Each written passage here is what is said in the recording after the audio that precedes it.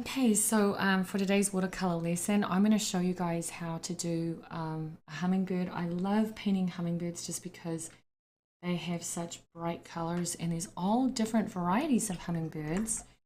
So I'm going to start out with the first color that I like to use would be yellow because yellow is a really good base. You can put green over the top and aqua blue. So I do see a lot of those colors right here underneath the little hummingbird's chest in here. So I'm just going to paint in sort of like a puddle here of yellow and then a little bit of yellow as well on top of the hummingbird's head to get some of that color in. Now notice how I did not put the color everywhere. That's because I really want to capture what I'm seeing in nature, which is a lot of different patches and variety of color. I'm also going to switch my brush out now and start adding in some turquoise. One of my favorite colors to use on my palette is turquoise. I love it because it can, you know, lean towards either blue or green. And it's such a great color. And you're going to see what happens when I start flooding a few strokes of color into the yellow and we get this beautiful mix. Okay, and then I'm going to start painting some strokes across this way and underneath, right here, underneath his chin, and then just pulling it down and around. Just getting the general shape, this little bird here. And then I'm using some water just to kind of spread it out as well. Now this is only going to be the first layer. And that's the wonderful thing about watercolor is you really can work in layers. You can build up those colors slowly and really capture that vibrance, especially when you're painting a subject like this. And then I'm going to pull some of these strokes down right here and then going over the top of the yellow, which is such a great base color. And then I'm doing a little zigzag stroke over here. Taking a little bit more of my turquoise, putting some strokes down here. Now one of the places that I want to leave some room for is where we see his little feet, his little claws that are grabbing onto a twig. And we're going to draw that in just a minute. Then I also want to take some dark color here. We need some black. So I don't usually use straight black. I like to mix it sometimes. You can mix a nice black using a dark brown and a blue. A mixture of those two colors will work really nicely. And I'm just going to start painting in some strokes. Look how dark that is. It's a mixture of blue and brown. Now you may ask, well, why do I want to mix up a black? It's not that you can't use a black straight from a tube. You definitely can. But there's times when I like to mix my own black because I find that the black that I get is a lot more richer and has a slight tinge of color to it. It doesn't look quite as flat. So that's why I like to mix my own. I'm just taking the point of my brush and kind of pulling that over here. And then we can come over here and kind of wrap around, start to begin to do part of the tail. And then of course I'm going to swipe that up with a little bit of water. And then I'm going to soften this edge right in there. And then I also want to take a little bit of this color and using my brush, I'm going to start to paint in the underneath of the beak right there. Now I will come back in just a second and soften this a little bit and put some more color. We just want to get the shadow on going on right there. And then also some of these little claws so that we can tell that he's actually sitting on something. And I also want to mix some brown. One of my favorite browns to use is called burnt sienna. And I have this here on my palette. I like to mix it with a little bit of yellow too, so it looks more like a tan color. Yellow ochre is also a good choice, very similar. It's really a light yellowish brown. And I'm going to take this color and I'm going to create a little twig or a branch that the bird is sitting on. And I'm using the tip of my brush. I don't want my branch to be perfectly straight because that's not what I would see in nature. In nature, I'm going to see a branch that has a slight little curve to it. And maybe what I'll do is make the branch curve all the way down here, taking my brush, lifting it up and curving it down. This is going to be the first layer. I can come back and put a darker shadow under there by taking some more of this burnt sienna, which happens to be a darker brown. And I want you to see what happens when I start adding some little dashes of that darker brown. You can see how it mixes and merges with the lighter brown. Taking a wee bit more right in there. There you go.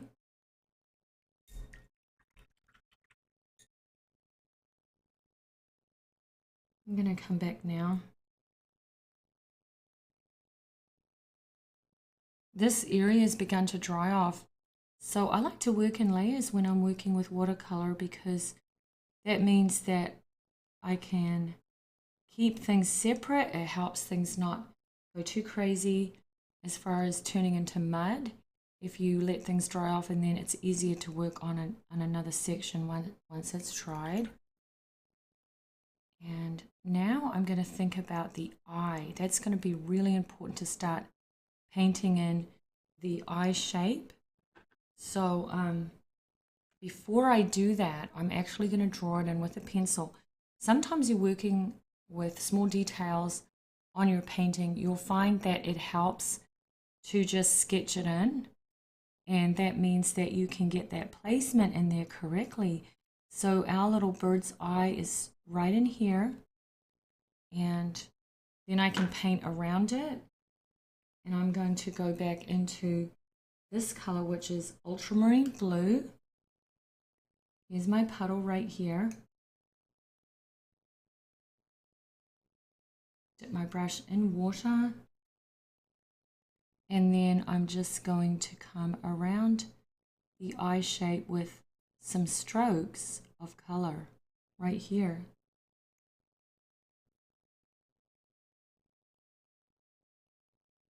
These are some of the darker blue feathers that we see right around the hummingbird's eye. And then I also want to come over to this area and put a few little strokes. And I love the way this has a nice blurry edge to it because, you know, whenever you look at feathers on a bird, they're often sort of soft. And especially the ones that are underneath his chin there. Pull this down. And then soften this with a little bit of water. And I'm going to come back and take some yellow. And then what I want to do is just go ahead right now and connect all of this together. It's going to be really important just to connect that.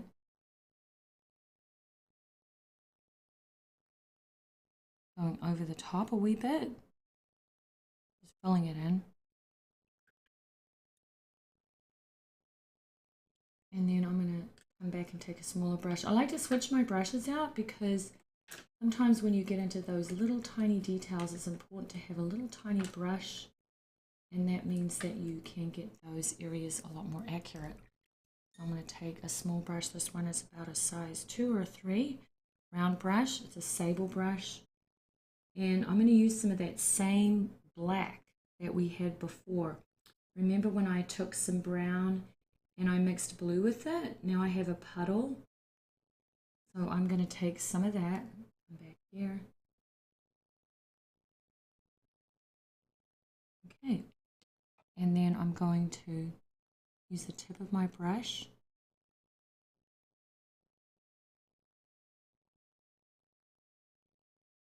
Right here.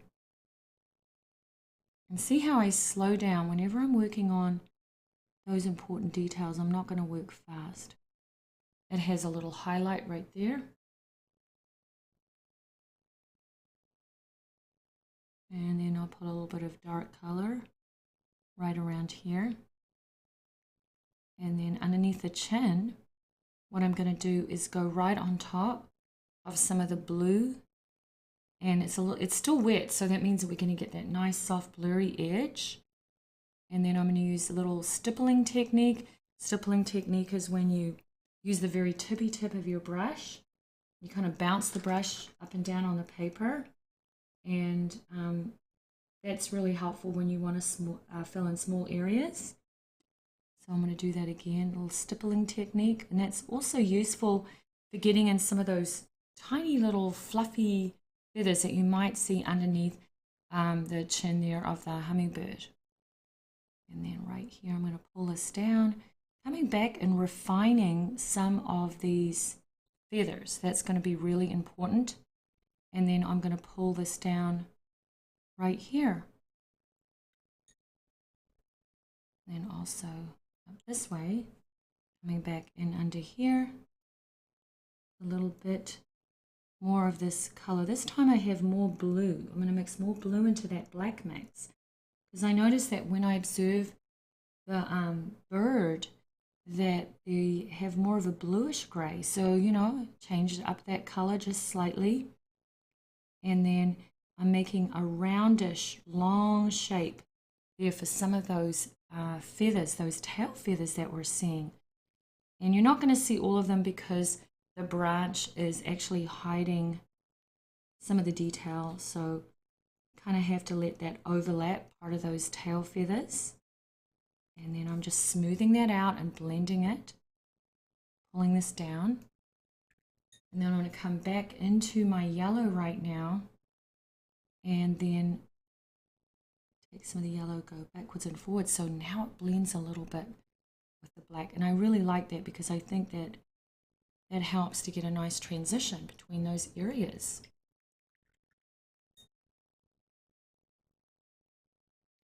So we're just almost done with the first layer. And it's so important when you're working with watercolor is that you work on the most important areas.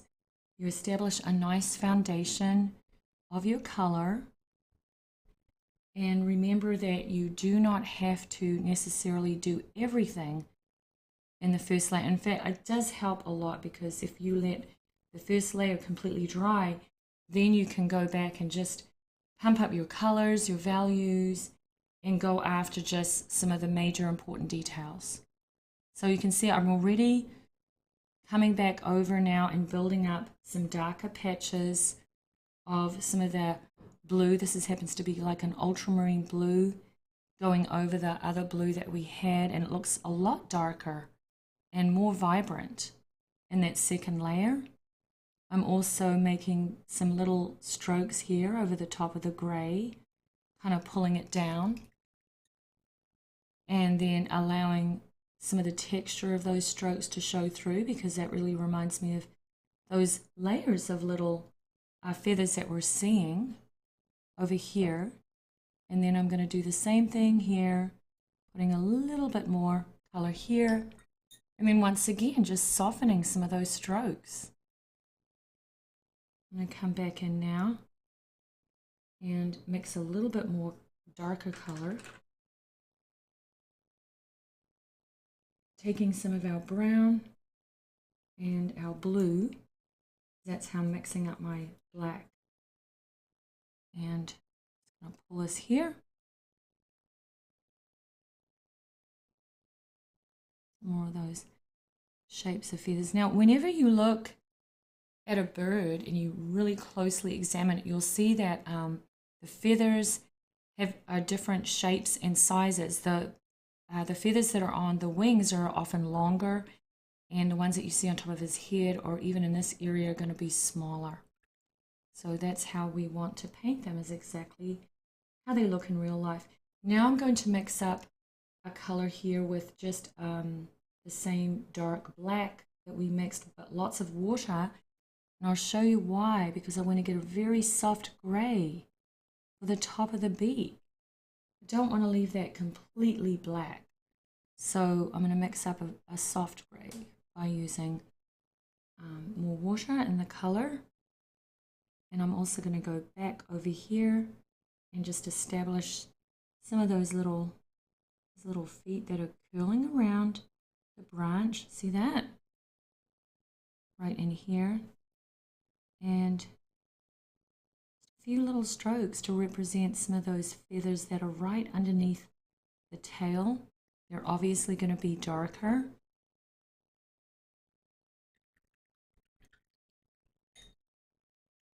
All right. So I'm going to let that bird dry off a little bit. And what I like to do is go ahead and paint in some other areas of the painting while the bird is drying. And that gives it an opportunity to be ready for the final details. And then meanwhile, you just kind of bounce over to a different part of your painting. And what I'm going to do right now is kind of push this up so you guys can see. And I'm putting water all over the background. And you guys are going to see why in just a minute. Coming up close here. Allowing that water just to soak into the paper. This is called priming your paper when you put the water down. And what I'm going to do is now take a brush, this dark color that I have. But this time I am going to add more brown because I'm thinking about all those branches that we're going to see. And we're going to create some of those branches by making wiggly lines. There's a whole network of them because we're looking into sort of a forest scene. Maybe this is the Amazon jungle or something. So we are going to see lots of branches and leaves in the background. So I'm just going to paint them in just like that. And because it's going back in space, it means that the branches don't have so much detail. Whatever you look at in a painting or even in a photograph, you're going to see that the things that are in the foreground in the front are going to have much sharper detail, and whatever is in the background is going to be softer and not quite as detailed. So that's why we're making these branches with that soft fuzzy line. And maybe I just might put a few little dashes in here, right in here. And then I'm going to mix up a yellow. So here is some yellow here, bright yellow, and here's some sap green. This is just a green that I use a lot on my palette. And I love this color because it's so great for mixing, and we're doing some kind of jungle plants. So I'm going to mix some of that for my first initial wash. So here it is, these long skinny leaves that I'm going to put in here. And some of these are kind of overlapping each other, and branch, of course, is overlapping some of these leaves. So we want to get the yellow color down, the yellowish green. And then I'm going to pull this color all the way up here and then paint it in right there. And then I'm going to pull some color right on the other side, and then making sure that I paint right behind the beak. First layer that you do is going to be your lightest layer and most spontaneous. And you can come back in now and go for a darker green. So I'm going to take the same mix, but this time I'm going to take more of the sap green, which is my darker green. And I'll show you. Then I'm going to put some strokes right in the center and over here. And those colors are blending together really nicely and pulling this around. Okay, and then also here.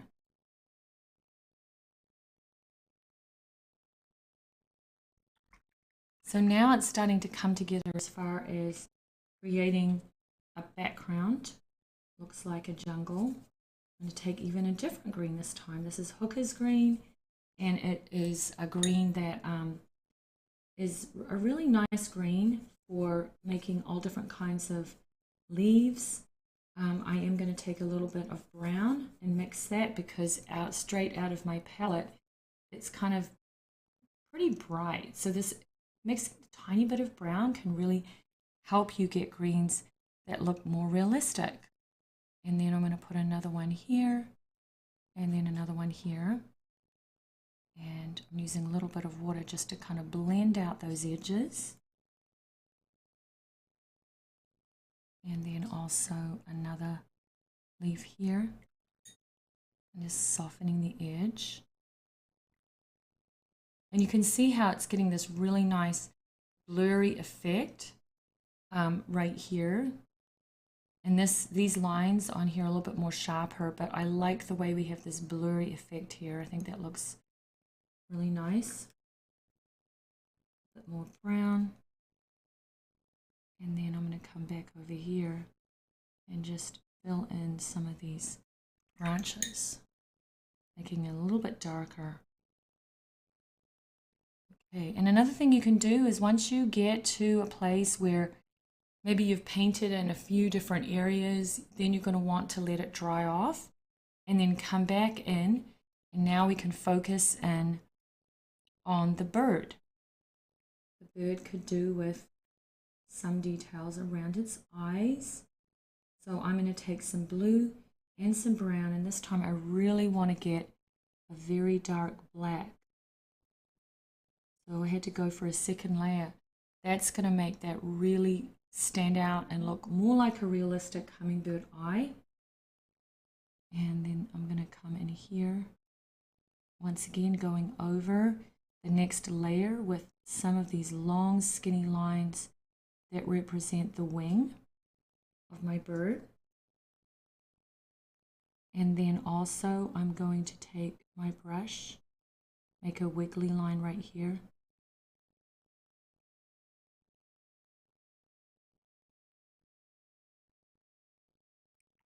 Just putting more emphasis on some of those wings and then softening it.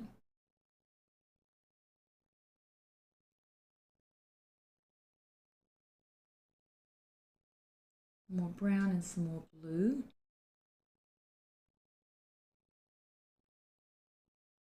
And then now I'm going to use the tip of my brush, because if you look at this little hummingbird closely, these tiny little feathers right underneath there. Some of them are very shiny, very bright colors. I want to get those in. Okay.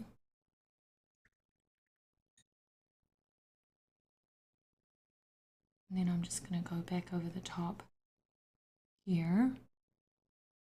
And this time I'm going to take a really skinny brush that I really like to use for details, and this brush is called a rigger brush.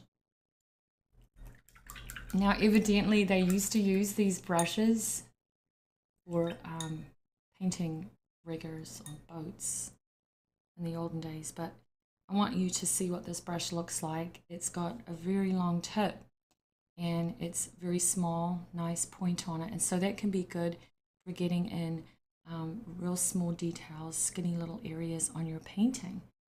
I really like using this brush, and I also use a variety of different brushes for different parts of my painting. I like to vary things. I think it makes paintings look so much more interesting when you create different kinds of textures and brush marks on your paper. I'm going to take some more of this blue right now, and I'm going to show you how I'm going to make these little C shapes that represent some of the tiny little feathers right here. It's going to go over here. So now we're working on a lot more of the detail, because we really are at the final stage of the painting where you're going to go after the details. You wouldn't want to do this in the first stage. Start off with more spontaneous, larger areas, and then you work towards the smaller, more detail at the end of the painting. All right, so maybe I'll put a little bit more.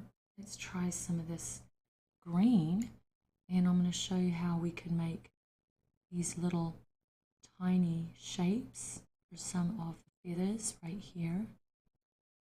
Little curvy shapes, little dashes and lines. Okay. And also some of these longer ones right there. And then we have these other little curved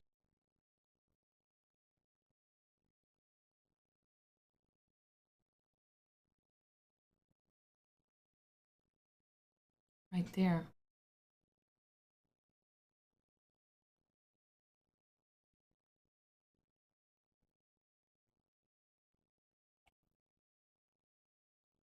I'm going to come back in now with some more of our aqua blue.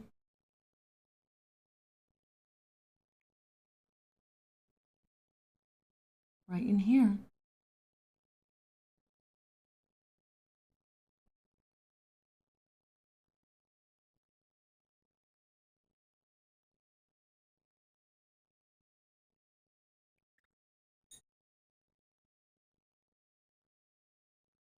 All right.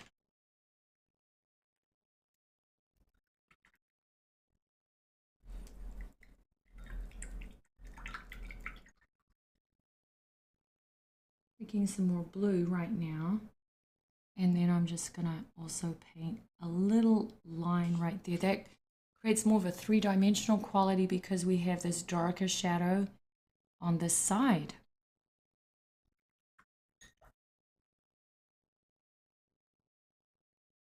All right, and then I can take some blue as well and paint a little bit of blue right above the bird's head, because that looks like some sky or some light that's peeking through some of those leaves. And over here, I'm just going to spread this around.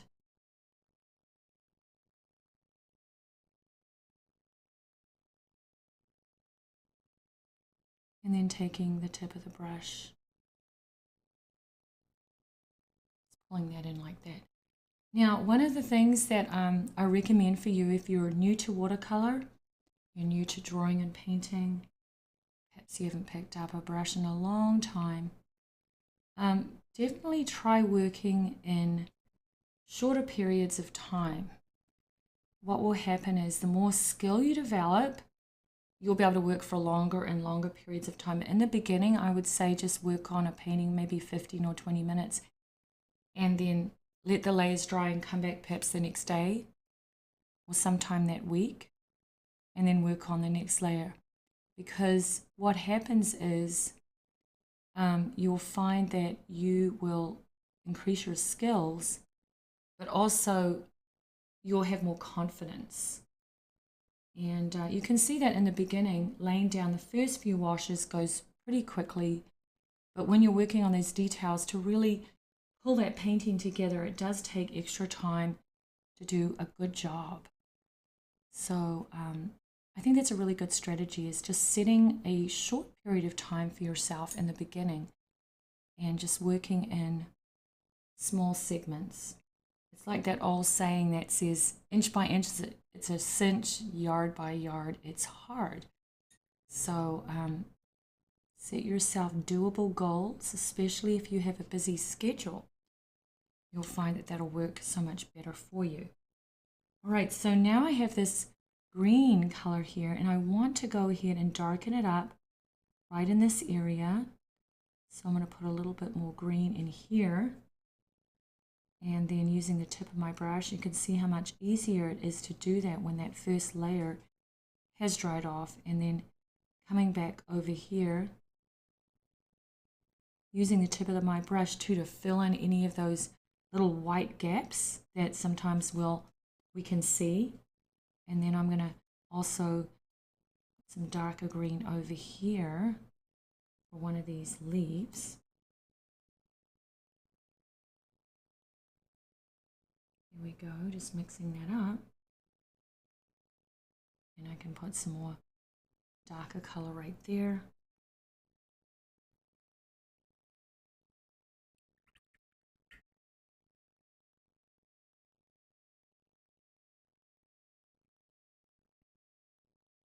And then painting in right next to this tail. I want to fill that in with some other areas where we see some green foliage.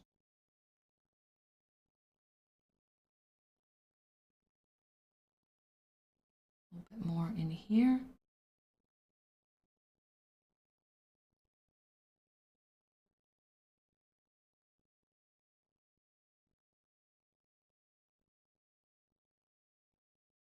And then I'm making some circular strokes in here. That's another way that you can apply paint. Lots of different ways that you can make brush strokes. Pulling this down and also right in here.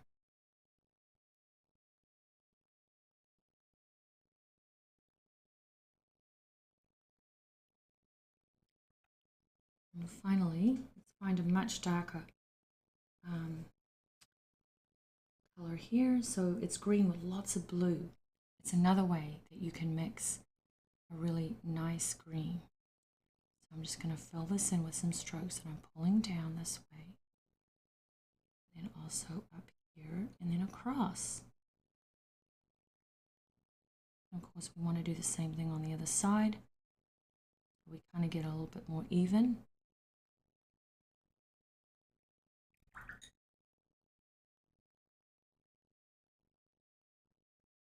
And I'm softening that edge as well.